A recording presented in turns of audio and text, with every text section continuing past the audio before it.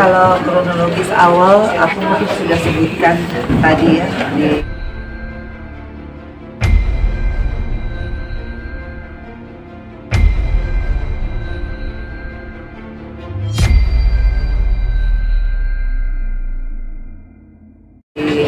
acara pagi-pagi ambiar dari Polri. Tapi intinya sih, saya di sini mau speak up karena saya merasa kesempatan kedua ya, saya diberikan kehidupan lagi sama Allah setelah selamat dari, kalau saya bilang sih saya selamat dari maut ya, karena itu benar-benar saya kayak survive-nya saya selama hampir setengah jam lebih menyelamatkan diri. Saya masih bisa berdiri sekarang di sini, artinya kedepannya insya Allah kalau saya dikasih kesempatan untuk bisa juga sama-sama dengan semua survivor atau penyintas KDRT ya, buat perempuan semua di seluruh Indonesia, saya pengen banget untuk mensosialisasikan bahwa kita nggak boleh takut untuk speak up. Kita harus juga punya sikap yang tegas untuk KDRT ini, karena jujur saya nggak pernah nyangka di hidup saya usia 50 tahun saya bisa mengalami ini sendiri dan dilakukan oleh orang yang paling kita percaya, karena suami itu adalah orang yang sangat kita percaya, bukan hanya yang kita cintai, bukan hanya yang kita hargai, tapi yang kita percaya hidup mati kita itu ada di kehidupannya dia. Jadi saya rasa kalau kronologi saya udah nggak pengen cerita, karena kalau saya semakin mengingat itu saya semakin deg-degan. Setiap malam saya tidur itu saya udah kunci pintu, saya bangun lagi, saya cek lagi, tidur saya nangis karena shocknya mungkin baru saat ini. Kemarin itu 2 hari saya benar-benar hanya jiwa survive saya aja yang dominan.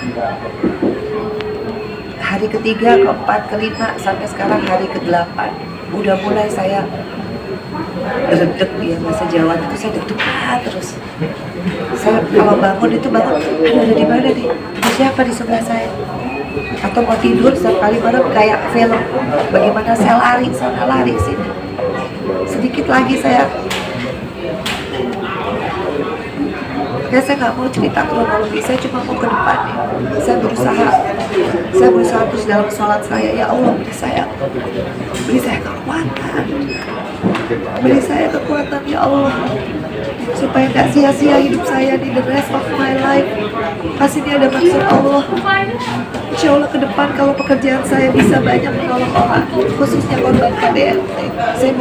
Saya bukan lawyer, tapi paling nggak dengan saya speak up, karena ini bisa terjadi sama siapapun, sama orang yang nggak bisa kita predik kalau dia akan jahat sama orang yang begitu saya sayangi, yang saya cintai luar biasa. Tapi dialah yang hampir menuntut nyawa saya, dan dia tidak mengakui buat saya itu menyakitkan, lebih sakit daripada sisa fisik yang saya rasakan dari darah yang pernah saya keluarkan. Dia masih bisa berbohong, memanipulasi orang lain. Buat saya itu sedihnya luar biasa. Tapi saya nggak bisa nyalahin diri sendiri, karena saya masih ada Feral atau Lavania. Kalau saya terpuruk, kejadian ini jadi useless. Jadi kadang saya bilang sama Allah, ya Allah berikanlah saya kekuatan, petunjuk dan hidayah ya Allah, supaya saya bisa terus bermanfaat dengan apapun yang terjadi dalam kehidupan saya, meskipun ini rasanya pahit. Jadi saya berusaha untuk acceptance dulu dengan kejadian ini, dan saya memang berkomunikasi terus sama Allah. Memang banyak yang bilang saya harus ke psikolog, tapi saya lebih memilih, saya pengen sama Allah, saya pengen lebih banyak ngobrol di malam-malam sebelum saya tidur habis sholat isya. Saya bilang, ya Allah, sentuhlah hatinya supaya dia mengakui. Meskipun saya tahu di pengadilan tidak butuh pengakuan, karena alat bukti, saksi, barang bukti semua sesuai. Tapi kalau dia mengakui, itu mengurangi dosa yang pernah dia buat, yang dia langgar sendiri janjinya demi Allah, demi Rasulullah, depan orang tua saya. Dan sampai saat ini tidak ada satupun keluarganya yang berusaha meminta maaf kepada keluarga saya, dan itu lebih mengecewakan hati saya. Tidak ada satupun dari keluarganya yang punya inisiatif, itikat baik untuk meminta maaf kepada keluarga saya. Saya diminta baik-baik sebagai perempuan. untuk berkeluarga menuju keluarga yang sakinah mawaddah warahmah. Tidak ada satupun keluarganya yang meminta maaf atas perbuatan, tapi saya nggak heran. Ferry Irawan aja tidak pernah mengakui kesalahan bahwa dia menyakiti saya, apalagi keluarga. Tapi saya bilang, ya Allah, hanya Kaulah yang maha membolak-balikkan hati manusia. Sentuhlah hatinya supaya dia mau mengakui kesalahan, juga supaya jalan hidupnya dia bagus. Tapi kalaupun enggak, itu memang bukan jadi urusan. Dan insya Allah hari ini saya sudah urus secara prosedur, secara administrasi bagaimana untuk perceraian. Juga saya sudah mulai pelan-pelan kembali lagi, bisa kerja lagi, bisa percaya diri lagi. Makasih banget buat khususnya ibu saya, mama, papa saya, papa Jimmy, adik-adik saya, Reza yang juga pembicara saya, Pak Hotman, luar biasa. Khususnya Vero sama Atta nggak pernah nyalain apa satu patah kata apa. Itu membuat mama jauh lebih baik perasaan, tidak merasa guilty feeling sama kalian karena kalian sudah mengingatkan, tapi mama terobos semua orang. Ya insya Allah dengan mama bisa bangkit, Vero Atala terus ya melanjutkan apa yang sudah mama buat.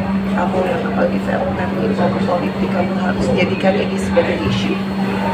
Kalau kamu masuk ke politik, jadikanlah ini isu, karena yang mengalami itu kamu sendiri. Itu yang harus kamu perjuangkan. Begitupun Atala, jadilah laki-laki, kalian berdua laki-laki, jadilah laki-laki yang sejati, laki-laki yang benar-benar bisa memuliakan ibu dan istri, gentle, mengakui kesalahan. Itu aja Pak yang ingin saya sampaikan. Jadi saya nggak mau ngomong kronologis, menurut saya semuanya udah lewat, udah jelas. Untuk proses perceraian berarti emang sudah diurus ya Tante? Sudah di Muhammad juga.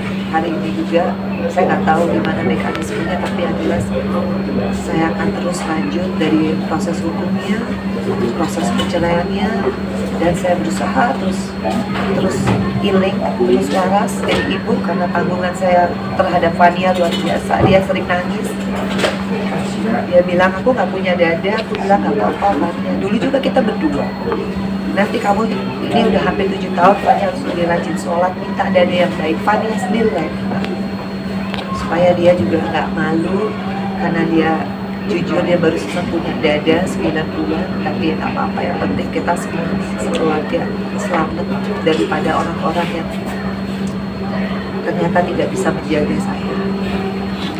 Soal perjanjian pranikah, apakah benar ada? Terus apa sekedar kontensi tadi doang? Katanya hartanya semua mau dikasih ke dalam hal ini perjanjian pranikah sudah included dalam proses perceraian, karena itu memang ada dan itu nggak terlalu penting saat ini. Yang paling penting adalah proses hukumnya. Insya Allah semuanya lancar. Hari ini kami panggil sebagai tersangka, dan saya juga ingin terima kasih kepada khususnya Polresta Kota Kediri yang luar biasa, karena saya korban KDRT, saya difasilitasi, dalam arti kata saya dibimbing untuk bikin BAP sendirian tanpa kuasa hukum. Saya dikuatkan sama Bu Neni juga waktu itu, yang dari saya teriak-teriak karena saya begitu shock mengalami ini.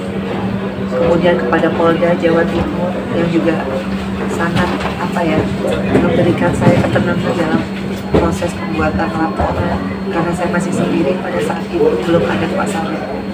Dan semua orang yang benar-benar simpati sama saya, khususnya petugas hotel yang benar-benar menolong saya, dan orang yang namanya Mas Didi, yang waktu saya pencet dia video call dan dia mengirim, karena begitu saya bisa video call gak ada lagi penyerangan, karena itu live kan. Kalau saya diserang, saya bilang jangan ditutup ya Mas, kalau panggil polisi. Dia mengiringi sampai ada petugas hotel datang. Mas Didi itu penyelamat saya, karena dari awal kejadian saya keluar daerah, saya teleponin mama, papa, Vero, Atala, adik saya, gak ada yang ngangkat. Tapi saya maklum karena tuh hari Minggu pagi semua orang punya kegiatan, tapi satu-satunya yang ngangkat itu adalah Mas Didi. Itu yang mengiringi saya sampai polisi datang, semua datang. Dia nggak fokusin. Ya itu saya anggap itu penyelamat saya juga, yaitu yang terutama sih sama Allah ya. Saya bisa lari kayak kijat, padahal saya udah darahnya udah kaget. Saya juga bisa lari loh, saya kayak ringan banget gitu, kaki saya bisa lari keluar kenceng banget, teriak-teriak balik lagi, rebutan HP sampai biru-biru ada semua di visum, bisa carikan. Saya masih bisa mikir, waktu petugas hotel mau ngapus aja saya bilang saya nggak mau dihapusin di barang bukti, saya masih bisa ngarahin orang itu darah yang berceceran itu tolong di videoin, tolong difotoin, saya masih bikin selfie. Orang sampai bingung, ibu kok masih bisa ingat semua hal yang harus dilakukan sebagai korban KDRT, membuat laporan. Detail saya ingat dari jam ke jam. Tapi sekarang saya shock banget. Lemes ya, kok bisa? Tapi alhamdulillah Allah tuh luar biasa kasih saya kekuatan. Larinya saya kenceng banget. Balik lagi, rebutan lagi, saya masih punya ide waktu dia mau nyerang saya untuk kesekian kali, saya masih bisa natap matanya, saya masih bilang jangan bunuh saya, ingat kamu punya ibu perempuan. Disitulah berubah, dia langsung tersadar, langsung saya bisa ambil HP lagi, saya bisa semua cepet banget, saya bisa lakukan semua tuh terstruktur dengan baik. Cuma saya nggak bisa ngebayangin kalau saya pingsan, saya gimana rasanya. Siapa yang bisa ngungkap ini? Siapa yang bisa nyelamatin diri kita sendiri kalau bukan diri kita sendiri? Makanya kenapa saya insist terus melanjutkan laporan hukum ini, supaya semua korban KDRT harus percaya Allah itu ada dan Allah itu dekat. Allah itu dekat banget sama kita. Gak ada kata lain, sekarang saya hidup saya hanya pengen berdedikasi, bermanfaat buat orang lain. Gak ada lagi keinginan kecuali berbuat baik. Kesempatan ini luar biasa buat hidup saya, Masya Allah.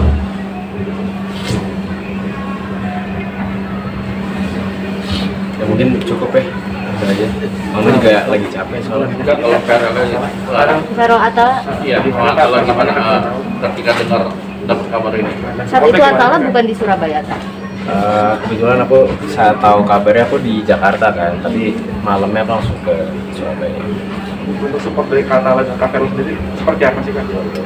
Ya, support kita yang kita bisa lakuin sekarang, pokoknya nemenin Mama ngelewatin ini semua, terus pokoknya bantu Mama bisa lebih tenang aja, itu sih goal kita itu. Kalian berdua coba komunikasi sama Ferry? Ya dia ini sempat kontak kita berapa kali dan sempat ngirim-ngirim video permintaan maaf, tapi kan ya itu bukan yang kita perlu juga sih. Kita pasti sesama manusia kita memaafkan, tapi kan pasti dia harus belajar dari kesalahan dia juga. Tapi di permintaan maaf itu dia mengakui nggak kalau dia melakukan hal yang tidak baik kepada ibu? Ya permintaan maafnya kan normatif ya, tapi ya saya nganggap itu penting juga. Yang kayak saya bilang tugas saya di sini cuma jaga ibu saya. Tapi kalau ketemu sama Om Ferry sendiri, apa sih Kak yang mau disampaikan? Apa mungkin nggak yang mau disampaikan? Ya kalau dari aku sih udah nggak ada sih. Jujur aku udah nggak mau ngomong juga, udah nggak anggap dia ada di hidup aku, soalnya dia udah kecewain kita semua. Ferel gimana? Ya, diwakilin semua sama. Ya deh, mungkin Mama deh. Makasih ya. Makasih ya Mas. Terima kasih.